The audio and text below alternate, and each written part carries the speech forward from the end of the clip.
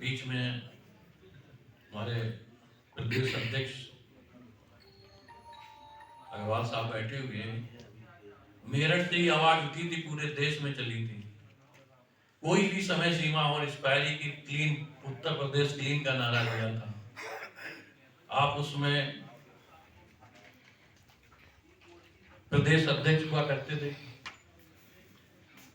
और सारी कंपनियों ने ये जब सन 2000 के बाद कंपनियों की तानाशाही बढ़ती चली गई। उसके पीछे मैंने आपको बताया, उसके पीछे जो लोग हैं वो संस्थाओं को बढ़ने नहीं देते हैं। अपने जिले में जो उनकी तथाकथित संगठन के पदाधिकारियों के जिले में है, वो कंपनियों की टोटल दलाली करते हैं और व्यापारियों को परेशान करते हैं।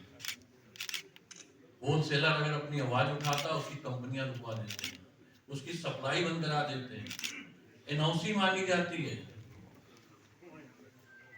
इस तरह का प्रताड़ना दी जाती है कि व्यापारी अपने आर्थिक व्यापार को बचाने के लिए आने वाले व्यापार को बचाने लगता है।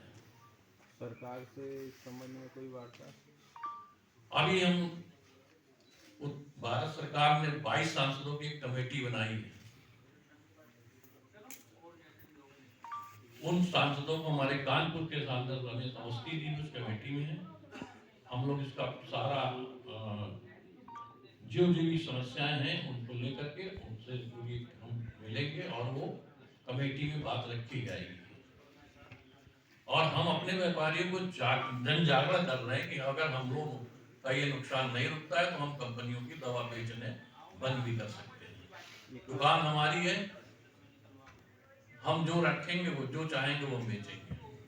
कफ सिरप वाले मामले में आप कहते हैं?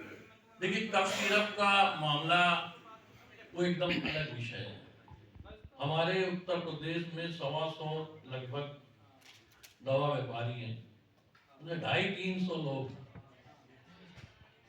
जो ये कार्य कर रहे थे। इसमें कंपनी के द्वारा ही कराया जाता था, क्योंकि दवा बेचने का नियम होता है कि दवा कैसे बिकेगी।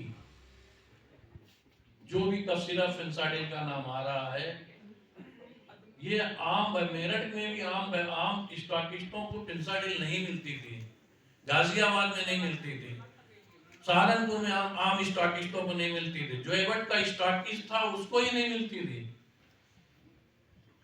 उन जिले के 10, 2, 4, 5 ऐसे होते थे जो सत्ताधारी नेताओं से जुड़े हुए थे। सत्ताधारी नेताओं का मतलब राजनीतिक दल नहीं, हमारे ट्रेड के नेताओं से जुड़े होते थे और उसको स्टॉकिस्ट बनाने की मोटी रकम लेते थे और कंपनी की पूरे उसमें हिस्सेदारी होती थी। उस व्यापारी की गलती है कि उस व्यापारी ने जो दवा आप लाए हैं वो अपने शहर में नियम के अनुसार बेचनी चाहिए। उसमें कोई नशा, कोडीन सिरप में कोई एनआरएक्स नहीं है, नारकोटिक नहीं है, लेकिन उसका एक्ट है, शेड्यूल H1 की मेडिसिन है, उसको बेचने का एक नियम है। इन लोगों ने जो बेचा, इनकी नियत मंशा साफ नहीं थी। इस पे जो उत्तर प्रदेश सरकार कार्य कर रही है, बहुत सुंदर कार्य कर रही है। इसमें हम लोगों का भी सहयोग है। हमारे व्यापारी बदनाम जरूर हो लेकिन भयभीत नहीं हो रहे हैं। इससे हमें आज जवाब देना पड़ता है। मैं तो यही बात कह रहा हूं कि इस कंपनी ने 8-8 लाख 10-10 लाख बाटल इन लोगों को दी कैसे?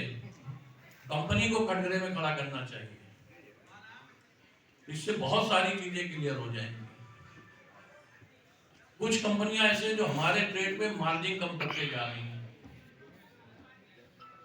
उसको लेकर भी हमारे संगठन ने संकल्प लिया है कि ऐसी कंपनियों के खिलाफ हम उत्तर प्रदेश से आवाज निकलेगी। मेरठ की धरती से जो आवाज जाएगी पूरे प्रदेश में जाएगी, पूरे देश में जाएगी। तो दवा व्यापारियों का जो 10% और 20% का प्रॉफिट है उसको कंपनियों के द्वारा जो है शोषण किया जा रहा है।